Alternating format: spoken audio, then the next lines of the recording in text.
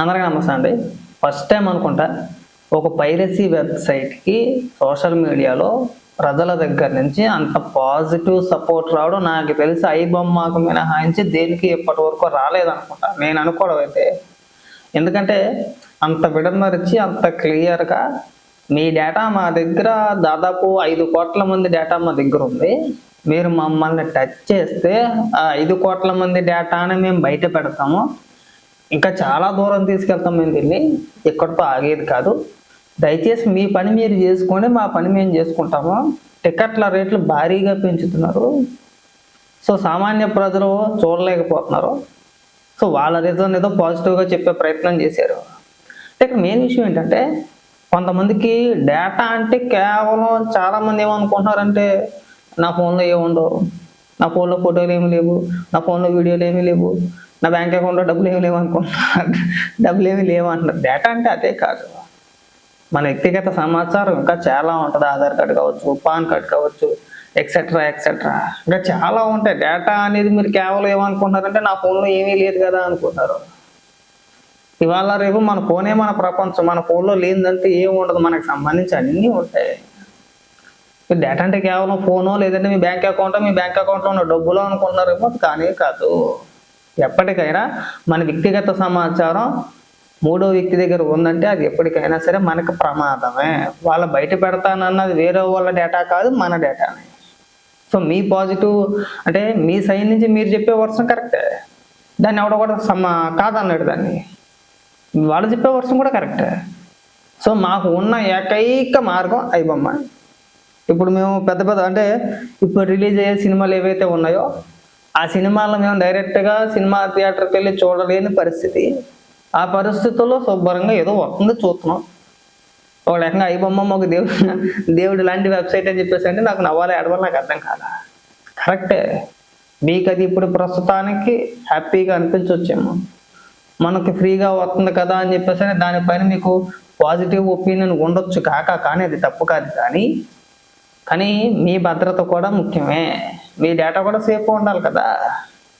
వాళ్ళ బయట పెడతానన్నది ఎవరిదో డేటా కాదు. ఎవరైతే యూజర్స్ ఉన్నారో, ఎవరైతే యూజ్ చేస్తున్నారో, ఎవరైతే ఐబొమ్మ వెబ్సైట్ నుంచి సినిమాలు డౌన్లోడ్ చేస్తున్నారో వాళ్ళ వ్యక్తిగత సమాచారం మా దగ్గర దాదాపు 5,00,00,000 మంది డేటా మా దగ్గర ఉంది. మీరు ఏమైనా ఎక్స్ట్రాలు చేస్తే 5,00,00,000 మంది డేటా అన్న మేము బయట పెడతామని చెప్పేసి వాళ్ళు బహిరంగంగా బెదిరేస్తున్నారంటే ఆ డేటా మూడో వ్యక్తిది కాదు, మీదే. ఎవరైతే వాడుతున్నారో, ఎవరైతే యూజ్ చేస్తున్నారో అది మీదే. మీకు ఆ విషయం అర్థం కావట్లేదు అనుకుంటా.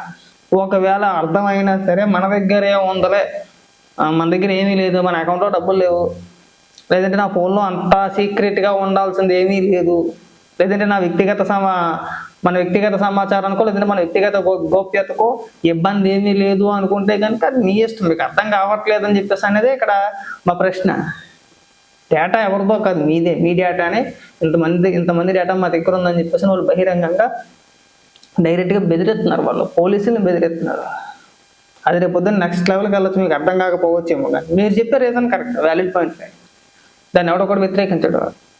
మీరు సినిమా థియేటర్కి వెళ్ళి 1,000 రూపాయలు, 1,500 లేదంటే 800, 600 పెట్టి చూడలేకపోతున్నారు. ఒక కుటుంబంతో పాటు సినిమాకి వెళ్ళాలంటే మీరు చెప్పిన లాజిక్ ప్రకారం మీకు ఐబొమ్మ కరెక్ట్గానే అనిపించవచ్చు. మీరు చెప్పే లాజిక్ మాకు కూడా కరెక్ట్గానే అనిపిస్తుంది. కానీ పైరసీ అనేది తప్ప కదా. అది ఏదైనా కావచ్చు. ఒకవేళ ఆ సినిమా నిర్మాతలు ఉన్న ప్లేస్లో మనం ఉండి ఆలోచించండి ఒకసారి. మనం ఒక సినిమా తీసాం, ఆ సినిమాని ఎవడో పైరసీ చేసి దాన్ని ఒక వెబ్సైట్లో రిలీజ్ చేస్తే నీకు నష్టమా కదా? అవును కదా. ఒకవేళ లేదు నువ్వు అప్పటికప్పుడు చూడలేకపోతే 4 రోజులు ఆగి చూడు. లేదు ఓటీటీ ప్లాట్ఫామ్లోకి ఎలాగో వచ్చుద్ది. ఓటీటీ లేకుండా రాకుండా ఉండదుగా. ఒక వారం రోజులు అటు ఇటు ఉండొచ్చేమో. ఖచ్చితంగా ఒక వారం రోజులకి మళ్ళీ ఖచ్చితంగా ఓటీటీలోకి రావాల్సిందే. ఓటీటీలో చూడు. తొందర ఏముంది? అంత అర్జెంటుగా నువ్వు అంత అడుబంగులో లేని వెబ్సైట్ లాంటిది, ఒక థర్డ్ పార్టీ వెబ్సైట్, అది లీగల్ కూడా కాదు అది అసలు. అలాంటిది ఒక వెబ్సైట్లోకి వెళ్ళి అది అడిగిన పర్మిషన్లన్నీ నువ్వు అక్కడ ఇచ్చి ఆ వెబ్సైట్లో సినిమా డౌన్లోడ్ చేసుకుని చూడాల్సిన అంత అర్జెంటుగా అవసరంగా ఉంది. అది ఏ పర్మిషన్ అడుగుతుందో నువ్వు చూసుకుంటున్నావా? నువ్వు ఇక్కడ ఏ పర్మిషన్ ఇస్తున్నావు నీకు అర్థమవుతుందా? రేపన్న రోజున ఒకవేళ తేడా వచ్చి లేదు నా ఫోనే హ్యాక్ అయిందనో లేదంటే నా అకౌంట్లో డబ్బులు అయినాయని చెప్పేసి ఎవరిని వెళ్ళి అడుగుతావు? సైబర్ క్రైమ్కి వెళ్ళిపోతావా? స్పందన ఏమి ఉండదు పెద్దగా. యూజ్ ఏముండదు. రోజు కొన్ని లక్షల కేసులు వస్తూ ఉంటాయి. నేను ఒక కేసులో Hyderabad CBS cyber crime police station ఉంది కదా, అక్కడికి వెళ్ళాను ఒక కేసుకి సంబంధించి. నా ముందు ఆ స్టేషన్కి లోకల్ నుంచి కాదు, బాధితులు లోకల్ నుంచి కాదు, మహారాష్ట్ర నుంచి వస్తున్నారు ఇక్కడికి. ఏంట్రా అంటే మా ఫోన్ హ్యాక్ చేశారు, దాదాపు లక్షల రూపాయలు ట్రాన్స్ఫర్ చేసుకున్నది ఇదిగో అని చెప్పేసాను. దాదాపు 2-3 నెలలు బట్టి తిరుగుతున్నారంట. ఉపయోగం లేదు అంటే అన్ని లక్షలు మన దగ్గర ఉన్నాయి ఉండవు అని కాదు, సమస్య కాదు. ఉదాహరణకి మన ఫోన్ మన కంట్రోల్లో లేకపోతే ఏదైనా జరగచ్చు. నష్టమా లాభమా అనేది అది మనం ఆలోచించుకోవాలి. నాకు సోషల్ మీడియాలోని పోస్టింగ్లు చూస్తూ ఉంటే ఆశ్చర్యం వేసింది.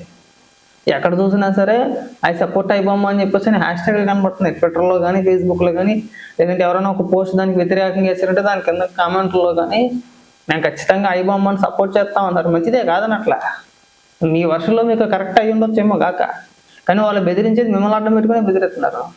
ఎవరైతే ఐబొమ్మను యూజ్ చేస్తున్నారో, వాడుతున్నారో, చూస్తున్నారో మిమ్మల్ని అడ్డం పెట్టుకొని పోలీసులు బెదిరించే స్థాయికి వచ్చేసారంటే, కనీస పరిజ్ఞానం కూడా లేకుండా, మనం సోషల్ మీడియా పైన అవగాహన లేకుండా మనం మంద కాదులే అని చెప్పేసి గుడ్డెద్దు చేయలేకున్నట్టు సపోర్ట్ చేసుకుంటా పోతే ఐబొమ్మ కావచ్చు, మూవీ రోజు కావచ్చు, లేదంటే తమిళ ఎంబీలో, తమిళ మూవీ.comలో, ఇతర వెబ్సైట్లు ఏమన్నా కావచ్చు, అవన్నీ కూడా మనకు సేఫ్ కాదు. వాళ్ళు మనల్ని అడ్డం పెట్టుకొని డబ్బులు సంపాదించుకుంటారు.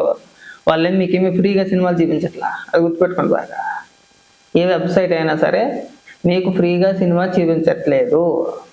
వాళ్ళు సినిమా మనకు అప్లోడ్ చేశారంటే మనం చూడడానికి నొక్కినప్పుడు మనకి ఎన్ని యాడ్లు వస్తాయో, ఎన్ని పాపప్లు వస్తాయో, ఎన్ని బెట్టింగ్ యాప్లు ప్రమోషన్ మన ముందుకు వస్తాయో కదా. మనం ఏదైనా ఓపెన్ చేసి ఒక సినిమా చూడాలనుకున్నామండి, ఎన్ని పాపప్లు వస్తాయి, టక్క టక్క టక్కమని. మనం ఒకటి నొక్కితే 2-3 ట్యాబ్లు ఓపెన్ అయిపోతాయి, టక్క టక్క టక్కమని. ఖచ్చితంగా అందులో 1-2 బెట్టింగ్ యాప్లు లేకుండా ఉండవు. బెట్టింగ్ యాప్ కనుకోవడానికి మనం టెంప్ట్ అయిపోతాం. 100 రూపాయలు అయితే 200 వచ్చేస్తే, 200 అయితే 400 వస్తాయని చెప్పేసి నా ఆలోచన విధానం కదా. అలా చాలామంది నష్టపోయిన వాళ్ళు ఉన్నారు, నాకు తెలిసిన వ్యక్తులే.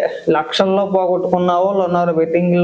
బెట్టింగ్ యాప్ల్లో డబ్బులు వేసి, డబ్బులు ఆడేసి వచ్చేస్తాయని ఆశతోటి దివాలా తీసేసిన వ్యక్తులు ఉన్నారు, తెలిసిన వ్యక్తులు ఉన్నారు. ఇవాళ కుటుంబాలను వదిలేసి అతిగతి లేకుండా ఎక్కడెక్కడో తిరుగుతున్నారు. ఫోన్లకు కూడా దొరకట్లా. అది మీరు అర్థం చేసుకోవాలి. అది మీకే ప్రమాదం. మిమ్మల్ని ఏమో డైరెక్ట్గా మీ డేటాను దొబ్బేసో, మీ డేటాను అమ్మేసో, ఇంకొక రకంగానో మిమ్మల్ని ఇబ్బంది పెట్టట్లేదేమో కానీ ఈ బెట్టింగ్ యాప్లు ఏవైతే ఉన్నాయో వాటి ఉచ్చులోకి మిమ్మల్ని లాగుతున్నారు. మీకు తెలియట్లే అంటే మీరు అనవసరంగా డబ్బులు పోగొట్టుకుంటారు. అదొక రకమైన బిజినెస్ వాళ్ళది, అది వాళ్ళ బిజినెస్. లేకపోతే నీ కోసం ప్రత్యేకించి నువ్వు పేదవాడికి సినిమా చూడలేకపోతున్నావు అని చెప్పేసి అని సపరేట్గా కెమెరా పట్టుకొని ఒక మనిషి వెళ్ళి రికార్డ్ చేసి ఆడి మళ్ళీ దాన్ని 30,000కో 40,000కో ఆడికి అమ్ముకొని వాడు అప్లోడ్ చేస్తే నీకు ఫ్రీగా చూపిస్తాడా? ఆడి 2 లక్షల రూపాయలు ఖర్చు పెట్టి ఒక సినిమాని అప్లోడ్ చేసేసి నీకు ఫ్రీగా చూపించేస్తాడా? ఆ మాత్రం మీకు తెలియద్దా? ఇవన్నీ చెప్పుకుంటా పోతే చాలా పెద్ద వీడియో అవుతుంది. కాబట్టి ఏంటంటే ఆవేశపడి అనధికార వెబ్సైట్లు ఏవైతే ఉన్నాయో వాటిలో మీరు వెళ్ళి సినిమాలు చూడడము, లేదంటే అది అడిగిన పర్మిషన్లు అన్నీ ఇవ్వడము అలాంటివి చేయమాకండి. అది మీకే మంచిది కాదు. ఉంటాను మరి.